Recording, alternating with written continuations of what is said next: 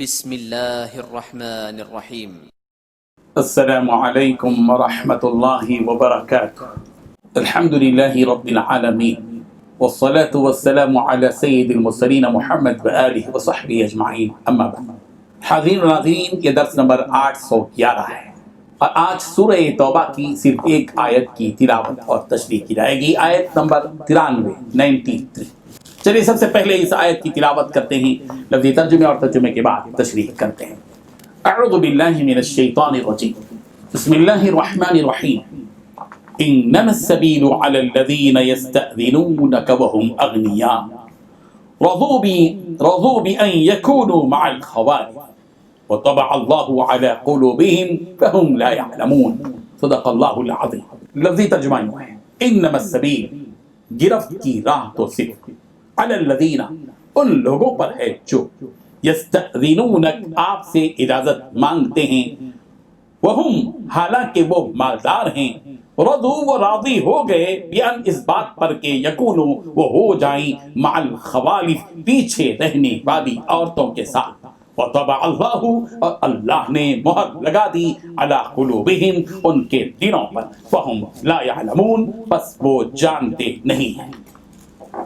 ترجمہ یوں ہے، الزام تو ان لوگوں پر ہے جو دولت مند ہیں، پھر آپ سے اجازت طلب کرتے ہیں، یعنی اس بات سے خوش ہیں کہ عورتوں کے ساتھ جو پیچھے رہ جاتی ہیں، گھروں میں بیٹھ رہتی ہیں، ان کے ساتھ رہ جائیں۔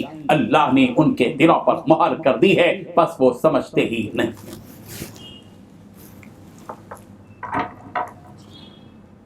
پچھلی آیتوں میں ان مخلص صحابہ کرام رضی اللہ عنہم کا ذکر کیا گیا جو واقعی عذر اپنے اندر رکھتے تھے، ان کے دلوں میں جنگ و قتال میں جانے کے جذبات تھے، لیکن ان کے پاس یا تو سواری کا نظم نہیں تھا، یا اخراجات نہیں تھے، یا وہ کمزور اور بیمار تھے، اور کوئی عذر انہیں لاحق تھا جس کی وجہ سے وہ جنگ میں جانے سے قاصر تھے۔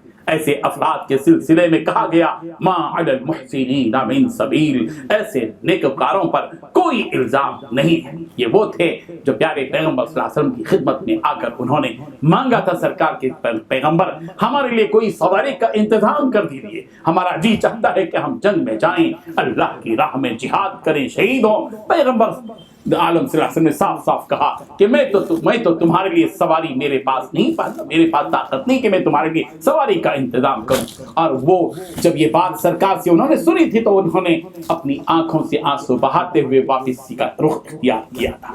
اس آیت میں ان بدبختوں کا بیان ہے جن پر الزام ہے، جن پر ملامت اور عتاب ہے۔ یہ وہ لوگ ہیں جو جہاد میں جانے سے رک جاتے ہیں اور گھروں میں بیٹھ جانے کے جھوٹے عذر تلاش کرتے ہیں۔ یہ وہ لوگ ہیں جن کے پاس مال و دولت اور طاقت تھی، وہ اپنے پاس جنگ کے لیے ہتھیار بھی رکھتے ہیں، سواری اور توشہ بھی رکھتے ہیں، کسی بھی صورت میں انہیں عذر نہیں تھا، مگر اس کے باوجود اپنی بدبختی سے انہوں نے اپنے آپ کو جنگ و قتال کی سعادت اور اس سے حاصل ہونے والے اجر و ثواب اور نیک انجام سے محروم کر دیا۔ ان کو اللہ کی راہ میں اپنا مال اور اپنی جان کھپانا اچھا نہیں لگا، ان کو بس یہی بات اچھی لگی کہ وہ اپنے گھروں میں عورتوں کے ساتھ بیٹھے رہیں اور بچوں، معذوروں، بیماروں اور جھوٹے عذر کرنے والوں کے ساتھ وقت گزاری کریں۔ یہ ان کی پست ہمتی اور بزدلی ہے کہ انہوں نے ان عورتوں وغیرہ کے ساتھ رہنے کو پسند کیا اور شجاعت اور بہادری اور سرفروشی سے دور اور کنارہ کش رہے۔ عرب کی اصطلاح میں اور ان کی زبان میں ایسے لوگوں کے گھٹیا مظاہر رسوائی اور ننگ و عار کا باعث ہے۔ ان منافقوں کے اس جرم کی نقص سزا یہ بتلائی گئی کہ وَطَبَعَ اللَّهُ عَلَىٰ قُلُوبِهِمْ، کہ اللہ تبارک و تعالیٰ نے ان کے دلوں پر مہر لگا دی تاکہ ایسے بدبختوں کے دلوں تک خیر پہنچ ہی نہ پائے اور ان کے دلوں کے اندر نور اتر ہی نہ پائے۔